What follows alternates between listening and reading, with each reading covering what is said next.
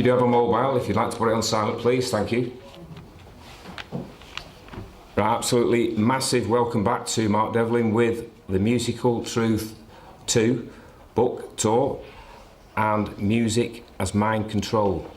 DJ, author and researcher Mark delves yet deeper into popular music with his second book covering the swinging 60s, acid house music and more, providing evidence that far from developing organically and evolving naturally via talented individuals, popular music was birthed by the establishment. You control the artists. So why so much effort? Over to Mark. Please welcome Mark Devlin.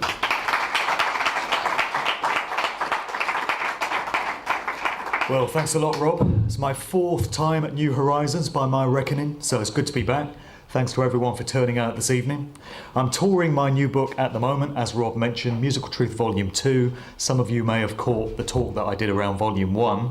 What I'm giving you this evening is a few selected highlights from this book. If I tried to present everything that's in it, we'd be here till about November. But if you give me your undivided attention this evening, I won't keep you later than about 3 or 4 in the morning. No, I'm joking. My challenge is to get this done by about 10:15, so we should probably launch straight into it. This talk I have titled Music as Mind Control, or an alternative title could be It's Not As If We Weren't Told. So I've got 4 sections to this talk. There's 2 in part 1, then we're going to take a break, and then the remaining 2 are in part 2. It might seem as if I'm darting around all over the place with this information because it's quite disparate and eclectic in nature, but there are some consistent factors that link all of it. And the first one is that it's all about deception and duplicity at every step of the way. So the controllers of these industries like to mug us off, basically, and lie to us the whole time about who the people are that they place in front of us and what their real agendas are. But all the time, we have the opportunity to understand what's going on and what's being done to us. This is where aspects such as predictive programming and revelation of the method come in. So all this will make sense as we progress. Part 1 I've titled The Second Summer of Love, 1967 Counterculture Rebooted for a New Generation. And this is a reference to the fact that in 2018 we're on an anniversary. It's the 30th anniversary of the scene and movement known as acid house in the UK. This whole thing kicked off in late 1987. I remember it well. I was just at the right age to be rife for manipulation by this particular aspect of culture creation. And all through 1988, this scene came to be dubbed the Second Summer of Love. And I think we might have our first clue there as to what was really going on with it and the connection that it had to a scene which had taken place 21 years earlier on the other side of the Atlantic. So, the acid house scene transformed UK nightlife in those years, and it came to dictate the weekend clubbing rituals of hundreds of thousands of young people. Started off with very humble beginnings, as all these scenes do, and it went on to become what we have now 30 years later in 2018, which I'll be covering in some detail as we progress.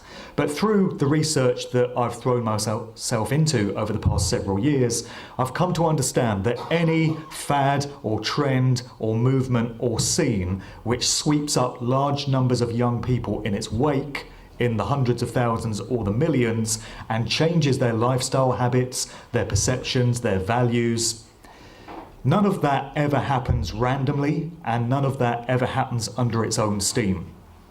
The controllers that we have presiding over every aspect of our daily lives would not leave to chance which scenes have that level of impact and influence on those numbers of people. There are networks and groups and agencies that specialise in culture creation and social engineering. So we're talking about groups such as the Tavistock Institute of Human Relations in London, the Fabian Society, the Frankfurt School in Germany, Oxford and Cambridge University here in the UK. Over in the US, it would be Harvard and Yale University, Stanford Research Institute, Massachusetts Institute of Technology, the Esalen Institute in California, aspects of the CIA, the FBI, over here MI5, MI6 of course.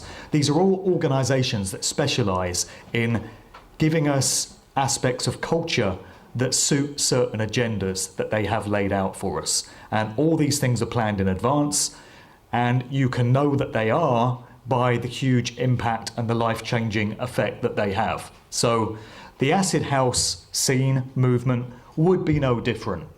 And there is no way that this whole phenomenon would have been allowed to develop organically. This is a very classic, iconic picture from those days, which you see very often. This is another one, and the character second from the left there is one of the key instigators of this whole scene when it got going in late 1987. A DJ who became a super producer also by the name of Paul Oakenfold. So when it comes to the acid house scene, everything comes with its own cover story, Wikipedia version of events to explain how it got going.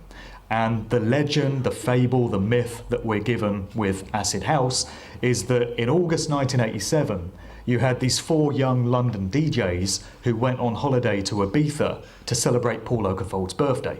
So as well as Oakenfold, you had Danny Rampling, who's this character here, in another classic, iconic scene from those early days at the club night known as Shum. Besides Oakenfold and Rampling, you had Johnny Walker, not the Radio 1 DJ Johnny Walker or the Whiskey, but a different one, and a guy by the name of Nicky Holloway. So these 4 young London DJs went out to Ibiza, and we're told that they partied open air under the stars at Amnesia nightclub to sounds that were being spun by an Argentinian DJ called Alfredo. They're supposed to have had a kind of epiphany, a spiritual awakening from that experience. And they were under the effects of ecstasy, which is a drug very central and very important to this whole scene. They were listening to all this amazing music in these open air surroundings, and they're said to have undergone this kind of spiritual conversion. And they were so captivated and taken by the whole experience that they wanted to bring it back to London and recreate it for people over here. That's the story that we're given.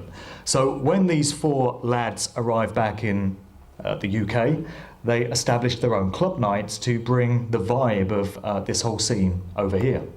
One of the key nights, as I mentioned, was called Shum, and this was established by Danny Rampling. It got going in December of 1987 in South London. The name of Shum is said to have been inspired by the sensation that a clubber feels when they're under the effects of having necked a pill of ecstasy.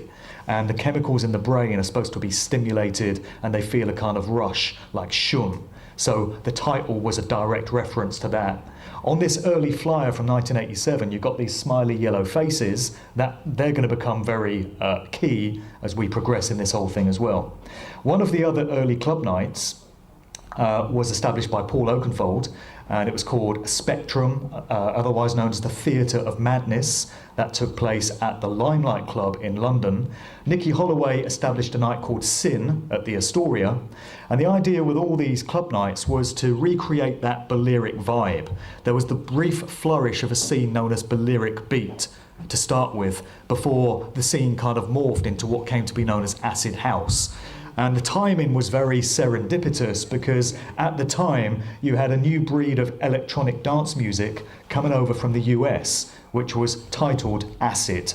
There was a very key track known as Acid Tracks by DJ Pierre, and it made use of the Roland TO3 synthesizer, which had a very distinctive squelching electronic sound, burbling kind of synth bass lines. That came to characterize what came to be known as the acid house sound. So right around the time that you had these records coming out of Chicago and house music was starting to take off in a big way, you had this magical fabled trip to Ibiza, and that's how we're told that whole scene got going in the UK. It's very interesting to reflect on why Ibiza was chosen as the launching ground for this whole scene, given that it has these spiritual and metaphysical kind of overtones to it. Often you find clues in symbolic form in so many of these scenes. And we can look at some early flyers coming out of Ibiza prior to that acid scene kicking off in 1987. These flyers we're going to look at are from the 1970s and the early 80s. Here's one from S Parody nightclub where you've got ideas of the Garden of Eden and the temptation of Eve. You've got the apple and the snake going on there, kind of speaks for itself. You've got another one here from the early 1980s, I believe, where you've got a rendering of the familiar one eye image that we see so much in music videos and promotional pictures and such, conveying ideas of the all-seeing eye, the third eye, the pineal gland and such. So all of that was going on with these Ibiza flyers. Here's one from Koo nightclub where you've got a dove bringing ideas of Semiramis, an expression of the mother goddess figure that's inherent in nature, coming out of Babylonian mythology, and all kinds of other stuff, planetary conjunctions and such going on there. This one will become very key as we move into the section on mind control triggers. You can see we've got some black and white duality going on here. Black contrasted with white. There'll be much more of that as we progress. And here's another one from Vertigo. Pretty much the same ideas being conveyed, and a pyramid with an all-seeing eye thrown in for good measure. Here's another one where you've got a depiction of a kind of dystopian futurist landscape that will also become more important as we move on. So they're all early flyers out of Ibiza, and you can detect so much from the symbolism that is given to us in so many of these things. It struck me that the titling by the mainstream media of this whole movement as the second summer of love was no throwaway comment and was no accident, because my mind goes back to the first summer of love, so-called, which was this whole hippie counterculture scene that emerged out of California, kicking off in 1967 and headed off by the Human Being event in San Francisco's Golden Gate Park in January of that year. It paved the way for this first summer of love, all these hippie gatherings, all these music festivals that took place, the Monterey Pop Festival, these various gatherings in Haight-Ashbury in San Francisco, and of course the whole scene coming out of Laurel Canyon in Los Angeles. So there was a lot of key symbolic imagery and connections coming out of that scene that seemed to be echoed in what we got 21 years later in the UK. Interesting to look at some of the early flyers that were used to kick off this acid house scene that we got in the late 1980s. There was this club night, as I mentioned, called the Theatre of Madness Spectrum that was established by Paul Oakenfold. For the sleeve design, you've got this one single eye, so again you've got the all-seeing eye being conveyed there. It's quite a familiar symbol as well, as we'll see. And there's an interesting phrase on the flyer for this event which goes, "Have you passed the acid test?" So the acid test was a reference to this guy Ken Kesey, who came out of a military family, don't they all? And he was an asset of the CIA, present in that whole 60s scene. And Ken Kesey would go around in this brightly coloured psychedelic bus to all these hippie gatherings and communes and all these music festivals, along with his troupe known as the Merry Pranksters. And they would distribute seemingly unending quantities of LSD to all the kids that were gathered at these events. The LSD, research has shown in recent years, came out of the CIA. The agency was deliberately putting it into these events and getting all these young people hooked on acid as part of these social engineering plans that they had through this whole counterculture scene. And so much of it was actually created by the CIA, or if not instigated by them from the very start, then hijacked and steered off at a very early point. Ken Kesey and his acid test was a key part of that. So on this flyer, we seem to have a knowing nod and a wink and a reference towards that earlier scene, suggesting that the two may well be linked. And what I'm suggesting in the book, in the first two chapters where I go into it, is that with the UK acid house scene of the late 1980s, we were witnessing a repackaging and a reboot of what had gone before with that whole 1967 scene. It was updated for a new generation, whereas previously you had psychedelic rock music coming along to replace the styles that were there previously. You had unending quantities of LSD being put into the marketplace by the intelligence communities, and you had large numbers of young people gathering at these hippie communes and these key music festivals. What we witnessed in the late 80s was acid house music, electronic dance music, coming along to replace the styles that had been there previously. All the key DJs from that scene had previously been involved with playing soul, funk, rap, rare groove, disco, these styles of music, but they gradually morphed and developed towards playing these electronic styles of dance music, so that completely eclipsed everything that had gone before and redefined UK nightlife from about 1988 onwards.